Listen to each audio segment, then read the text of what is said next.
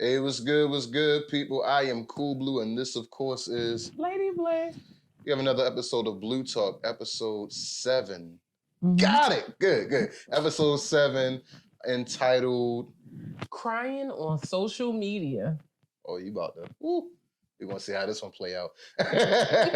Crying on social media. This should be a good one. This is my wife's topic, so I'm gonna let her kick it off, and we're gonna spin it like we usually do. Take it away. So, with the holidays approaching and everything being on sale, I've been noticing a trend on crying on social media. Pulling on the heartstrings. So my question is about it: is it emotional manipulation, or is it people just being genuine? So before I start just throwing out words and phrases, I'm gonna give you a definition on emotional manipulation.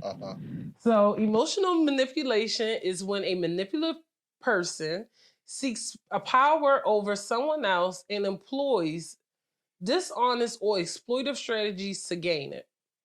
Unlike people in healthy relationships, which demonstrate cooperation and trust, an emotional manipulator looks to use, control, or even victimize someone else. That's nice. That's nice setup. Yeah. Yeah. So, from the things that you've been seeing out on the media lately, what do you think? Do you think it's emotional manipulation, or do you feel as though it's just people expressing themselves? All right, give or take, because we talked about this off camera. One of the examples that I brought up was when the nurses were going through like the situation in New York when the pandemic hit and when it was kind of like the epicenter. You would have nurses that would come on camera after doing like buku shifts, and they might break down on camera just because of like what was taking place and the lack of communication and a lack of care. That I completely understand. But there is an emotional high. I feel like there's an emotional high that comes with people once you get a taste of, like anything, once you get a taste of, you have the opportunity to, and I usually have my phone off, I apologize. But once you start to get the taste of, this episode. Once you start to get the taste of that, it's like you either feed into it, right, or you kind of negate. And a lot of times people feed into because it's like, what's the price of fame? Yeah. Yeah, I'm kind of with you on that. So definitely, because I had a moment where I cried on social media.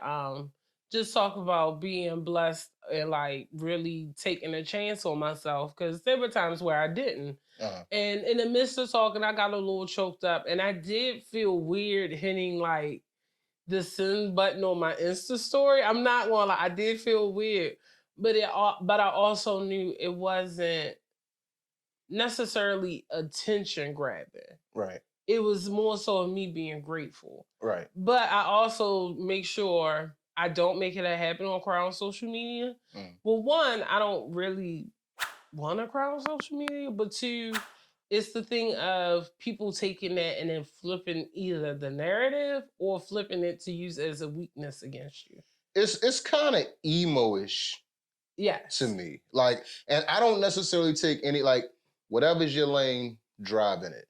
But it becomes kind of emo-ish to me because of the simple fact that like people delve into it. It's like you'll notice a person not crying on social media at all. And then it's like they get a couple of extra likes, a couple of extra comments, and it's like, oh, people are communicating with me, and I like the feeling of being the center of attention. So now it goes from you not crying on social media at all to you once, maybe twice, give or take a bad week, 3-4 times a week, where it's like now you going on and you doing it on a more consistent basis. Yeah. Like I said, that's just me. I can't speak for everybody else. I can only speak for myself. Definitely. I think it becomes emotional manipulation when, like you said, when people start gaining a high from it. Yeah. And I also think it becomes or it evolves into emotional manipulation when you got stuff to sell. So like Yeah. like even think about, so I'm not going to use the obvious example right away, but think about Kanye West. Every time Kanye got an album to sell, he either say something outrageous, or it's something where as though he just got this grand enlightening that just dropped out of the sky. Right. Yeah. And he's saying stuff controversial, and you going back and forth with people debating, and it's always the thing of Kanye being a genius or whatever else. And next thing you know, a month later, boom, an album drops. Y'all not canceling Kanye either. Like, can we please, like I'm about to say, I didn't want to go in this direction, but y'all not canceling Kanye. Them stadiums was packed for that darndest joint. This is like, everybody gets into this whole thing of, we canceling Kanye. I'm putting my stamp down. My man drops a Yeezy and everybody forgets everything that ever happened. So y'all not canceling Kanye. It might be a few people who kind of stand in the corner with a sign and march around and say like, and you know, whatever. I don't march around, but. But it's like y'all not canceling Kanye. I'm about to say, it's been people that I know for certain, we getting Kanye out of here. And then it's like, oh, them new Yeezys kind of hard for him. And it's like, lie. I do really want a pair of Wave Runners. See? But I have not bought a pair. Because I feel like I would be a failure to myself and my ancestors if I broke down and did it. But the Wave Runners are hard, and I heard they are super comfortable, but I'm going to hold out still. I'm going to hold out. Nah, I get you. I get you. Did we want to tap in any more on that one, or did you want to? Oh, we can move on to if it's relatable or addicted, because we kind of hit on that. Yeah. Funny enough, this is going to be kind of a quick video. Yeah. Because we agree. I mean, we always typically. I mean, we can definitely double back, because I'm about to say I was going to speak on the obvious because. I mean, we can speak on the obvious. I was like, Kanye was a good example. Oh, okay. Because I'm about to say, oddly enough, we had this topic picked out months ago, but this Lizzo situation just happened the other day. And a lot of people kind of feeling the same way we feel. And I know that's your girl. But like a lot of people kind of feeling the same way where it's like, all right, my guy. First time, second time, we just about the fourth, fifth time. See, one thing I will say is that as much as I love Lizzo deep down, I never thought I would have to move her over to the problematic bae list with Azalea Banks. I just never thought that I would have to do that. Right. But I honestly enough, the whole I feel like with Lizzo it's emotional manipulation, and it's emotional manipulation for sales. Because it's the thing of, as a large woman who's been large ever since she was born, I just, not that you're supposed to change things about yourself so you don't get bullied. Like, I'm not saying that, because who you are is who you are. But there are certain things that, okay, I know the bullies hang out on this corner, so instead of making my life miserable, let me go the other way, or, find a way to stand up and call it a day and get it over with, or whatever. And I feel like a lot of times with Lizzo, it's not and I'm not even saying like avoid your bullies, like be scared or anything like that. But it's just a thing of how you operate, so that way it's not a constant thing, or it's not a constant battle for you. And I feel as though a lot of times she does things genuinely or with good intention, but she also is so used to the attention that she gets from it that it kind of just automatically plays for. Yeah. I guess, and honestly, you know what? Let me shy away from Lizzo, because like I said, I could easily beat on the easy punching bag. Yeah. But The thing that kind of came out of the Lizzo situation was the whole body positivity thing. And that is something that I want to speak on. Because you and I both being plus size, my guy, if I step out the house sloppy, tell me. If you step out the house sloppy, I'm telling I you, know. it ain't necessarily about what you wearing or whatever the case may be. If you going step out the house and you know you stepping out the house, you cannot slap this body positivity in front of it and wear that joint as a shield and say that can't nobody say nothing to you. I don't know where this started.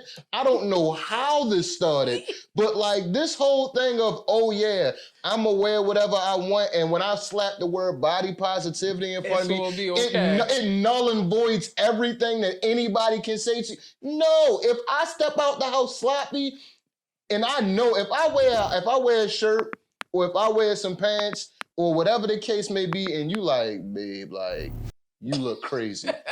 And then I say body positivity, and then it null and voids, and nah, my it guy. don't. Nah, and it I doesn't. feel like, so like the last thing everybody's been complaining about is the sheer dress. Granted, she has not cried over the response from that.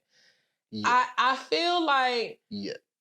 well, okay, yeah. But that's like over. All right, let me know. I'm gonna stop. So I feel like part of it is like her friend circle, because I think a lot of times too, like, they could have styled. Like, I get where she was going with it, but it just could have been styled a lot better. Yeah. Because to me, like, you know, I want a certain level of boobage before I wear a certain shirt. So it's like, all right, if I don't have it, I'm gonna either wear a bra or I'm gonna find an alternative to the type of shirt I want. And I feel like with Lizzo's team, like, they should have gathered around her and like, she just did the Savage Fenty thing. Like, a blue lingerie set under that sheer outfit would have been beautiful with that.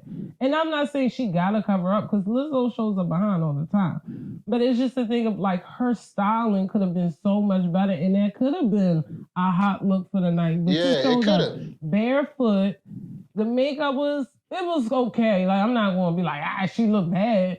But it was just like the styling wasn't up to par for what they were trying to execute. What they were trying to execute. Yeah. I get it. But I definitely agree with you. Like, you can't go around looking like anything, or, you know, or you're over sexualized with things. And this is not a jab at anyone, but it's like, you can't go around in these lanes, and then when people don't want to see you in that different lane, or they're calling you out trying to tell you, like, we get where you're coming from, but it's not relating. Sometimes we gotta take a step back and listen to our audience, you know, like. No, well, I'm you know what? I slided away from Lizzo. I've been looking at a couple of like Instagram models who's been doing that, like eating on camera and letting like ketchup and gravy like slide down their bodies, and they got on like panties and whatever the case may be, and you chilling by the pool and you yelling out body positivity. It's like, I'm telling y'all now, if the cat ain't involved, I'm not eating on camera. So you best to know that. So you want a mukbang from us, you need to get us up to at least 1,000 subscribers so we can get some ads. I'm not eating nothing on camera. I'm not doing that, because they do fat people foul and be trying to speed it up like you smash it or stuff where people really not. And I'm like, no, I'm not doing that. Yeah, I'm about to say that whole, like I said, I don't necessarily, like, if that's your lane, driving it, like I say, once again, but it's like, they do a lot of things to plus size people, and it's like, we feed into it for a couple likes and some shares, and it's like, come on, my guy. We already get looked at a certain type of way, and now you gonna feed into the stereotypes? Yeah. And honestly enough, I would say it's definitely addicting, because even with like some of the beauty gurus that I watch on YouTube, like, it was a whole thing during 2020 with like Tati, what's that little boy name? James Charles, and like Jeffree Star. And the woman Tati, like, every other video, she was crying in it. And I'm like, now it's starting to seem like you're pulling at our heartstrings to buy your product. Like, it's not I really feel bad about this situation or I really like whatever else. It's like I need to do something to draw you in to watch. It's clickbaity now. Yeah. And I think sometimes us as humans, because I'm not gonna lie, like it's easy to fall into the trap of I'm only gonna post this because I'm gonna get all the likes. And it's been studies proving that, dopamine and serotonin gets released when your phone chimes or when you see certain amount of likes every time you open up Instagram and stuff. Fame is a hell of a drug. Yeah, it's a drug. Basically, in a nutshell, like fame is one hell of a drug. And it's like a lot of people don't run away from it, they run to it. Basically, in a nutshell. Like it's like a lot of people don't run away from the drug, they run to it. Yeah. And that's where the whole nucleus of the crying on camera kind of like comes into play. It's not necessarily, it's one avenue of, but like it definitely plays a part. But moving into I'm about to say the relatable or addicting, like we pretty much answered that off the bat. So any final thoughts? My final thought is, one, because we all know somebody personally who does it too on Facebook. That's the famous My God. Do I every day? I ain't gonna call no names, but like every day. But go ahead. But what I will say is, if you stop showing or fanning the fire flames, stop fanning the flames, they eventually go away. And that's what I'm learning to do. Like, instead of doing opinion pieces and whatever else, don't give it energy. Don't like it or stop following. Like, I haven't been upset enough at Lizzo to be like, I'm never listening to a Lizzo song again. But I'm getting to the point where it's like, I just want to watch her Instagram for a while. Yeah. I'm about to say, but I gotta love you from afar. Love you from afar, yeah. I don't got family like that. Nah, I get you. Yeah, I'm about to say, like, and like I said, this isn't a double down on Lizzo type thing. It's just that, like, we just so happened to have the topic, and it just happened a couple of days ago. So it was like, holy crap. I'm like, how can we not talk about this? And this was literally our topic. Like I tell you, like we planned these like months in advance. So it wasn't like the Lizzo situation happened and we was like, oh, that's what we picking. It was like, we already had this tapped into months ago. Mm-hmm. But yeah, my final thought, and it's like, I was gonna go into the Thomas Currency kick that I usually go into. But I was watching a video. I watch motivational videos in the morning as well. But the one thing that it was kind of like talking about is like, if your team around you is straight and you uplift them around you, you naturally uplift yourself. A lot of times people have things for selfish motives and you're not realizing that it's like, you giving to this person, you giving to that person, you giving to this person, you acknowledging certain things and making the people around you better, you naturally lift yourself up. Mm-hmm. And a lot of times people don't realize that. It's like you keep everything to yourself. You don't talk about nothing. You don't share any knowledge. You don't put anybody in position. And you look like $1 million and everybody around you look like 10. And it looked crazy. And it's like, you don't even realize, it's like, the more you have and the more you give people that type of information and put people in position, the more you uplift yourself in the process. It's just the natural order of things. At least that's, And when you take care of people, they take care of you back. Exactly. For the most part. Not everybody. For the most. Not all, but for the most. We gotta get that rule out with some caution. Yeah. That's why I said, like, it's like, I'm not telling you, like, and disclaimer, I'm not telling you to nosedive into a situation and give to this person, give to that person, give to this person, give to that person. I'm just saying, like, people that you genuinely value and that invest their time, effort, and energy into you, and you invest your time, effort, and energy into them, make it your business to really, like, seek out when they have, and if they have information and you have it at your disposal, don't say, nah, they only gave me this amount of information, so I'm gonna only give out that amount of information. Like, if you know it, share it. I'm about to say, like, and you don't even realize, like, when you don't tell somebody about something, they like, well, why they keep this to themselves? Why they ain't say nothing? Make them They more make curious. it more curious to want to act on it. Whereas though, if you give the information out, they like, oh well, they was willing to give out the information. 9 times out of 10, they don't even act on it. Well, yeah, that's true. To be completely honest, but we could have a whole discussion about that. But any final thoughts? I mean, anything else that you kind of want to? No, just I love y'all. Be safe. Blue Tribe. Oh yeah. Give us some comments underneath. Like, let us know where you want to go, how you want to vibe out, and if you want to see us live, like she was saying beforehand. Like, we could definitely set something up local. We can come to you. Like, just let us know, and make sure you like, comment, and subscribe. Please let us get these numbers up. Because, like I said, don't sit back and watch every video and not subscribe. What you lurking for? Yeah, like don't be a lurker. Like, don't sit back and watch every video and not subscribe. Guys, that's weird. As a avid YouTube watcher, that's wrong. It's weird is what it is. It's like it's wrong. You don't like them, you don't comment on them, but you make sure that you watch, that you tap in for each and every video. Subscribe. Hit the first 3, all right, we'll give you a pass on them. But after that, you need to subscribe. Yeah, come on, my guy. Don't do that. Once again, I am Cool Blue, and this is the beautiful Lady Blue. And we will catch y'all on the next one. I got the next topic. I could tell you what it is right now. Baltimore 2.0. I'm gonna have a lot. It's a lot of Charm City in this next episode. Trust and believe. Catch you on the next one. Bye, y'all.